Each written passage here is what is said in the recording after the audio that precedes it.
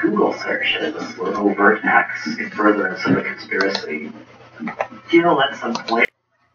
Okay, this is standard 35. This is adding or subtracting the radical expressions. There we go. This is an easy problem. Real easy. And one you'll most likely see on your test tomorrow. Just these are basically the same.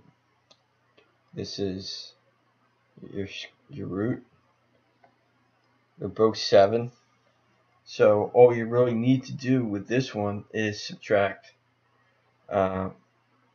positive 14 by negative 3, or by 3, or negative 3 plus 14. You just switched it around.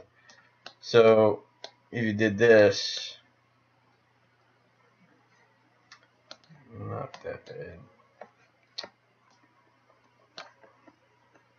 Let's try it again.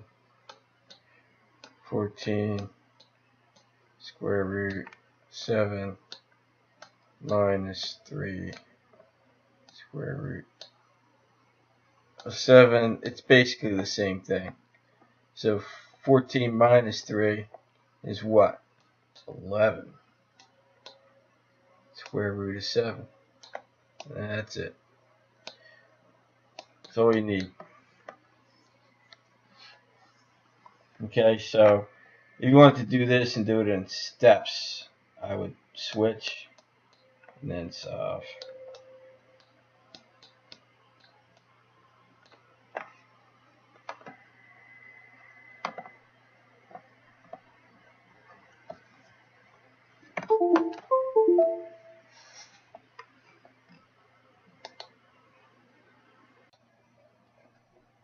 Okay, this is a more complicated problem. That's why I took a picture of the whole thing. It's just also, if you go to that university one that Mr. Yin always wants to go to, you'll see the same one. But I'm going to explain it a little bit better, hopefully. This is a subtraction problem. And what you're doing here is you're making this a little more simple. I guess I just use your blue pen. You got this and this can be broken down to 2 and 4. What you try to do is leave a number that you can square. And take the square root of, I guess is a proper way of putting it. Taking the square root of. So that would be the 4 in this one, leaving the 2. So when you bring this all the way down, you have 4 times 2 that equals the 8. And then you have left over here a 2. Now when you subtract, you want to have a common root, just like you would want to have a common variable when you use variables. That makes it easier to subtract or add when the variable or the square root is the same. So this one, you take a 2 out because you would make it common with this one. It doesn't tell you to do that in the film, or the one in Khan University or whatever that university site is, but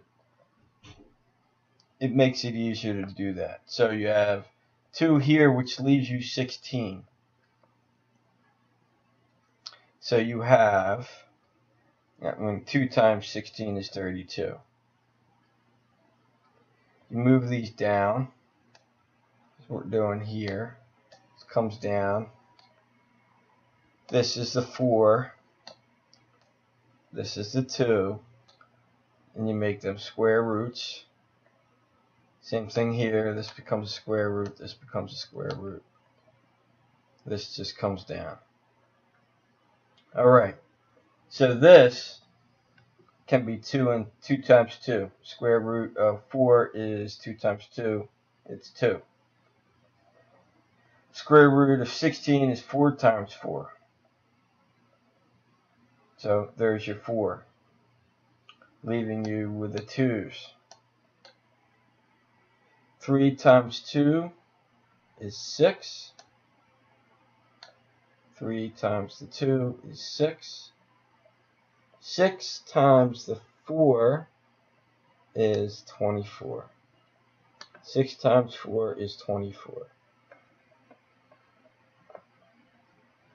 Then you bring down the 2's. And this makes it easier to subtract. So I like to switch these around. It makes it a little easier, I think. Could be wrong. Do what you like. These are the same. Just remember that. Negative 24 plus 6. So you're going in the opposite direction. Negative 18. Negative 18. Then you have your 2. Square root of 2.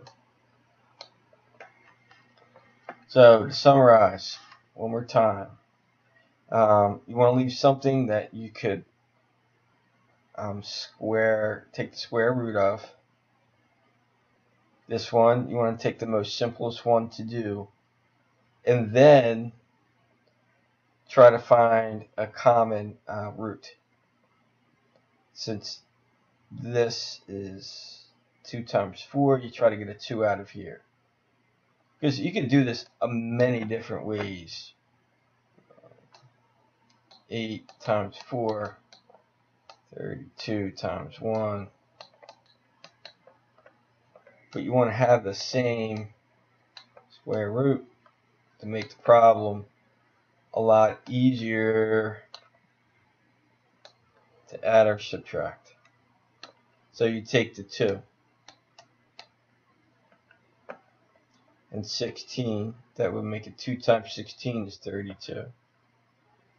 2, 16 would equal the 32. So you have square root of 16, square root of 2. Over here, front 3, square root of 4, square root of 2. They're subtracted from each other. But we first do this. Take the square root of and times. So square root of 4 is 2. 3 times 2 is 6. Just move down the square root of 2. Because you can't take the square root of 2. Minus 6, square root of 16 is 4. 6 times 4 is 24. Then move down the square root of 2. 6 minus 24 is a negative 18. Or you switch the numbers around. Negative 24 plus 6 will give you negative 18. Square root of 2. Just in case it gives you a more complicated problem.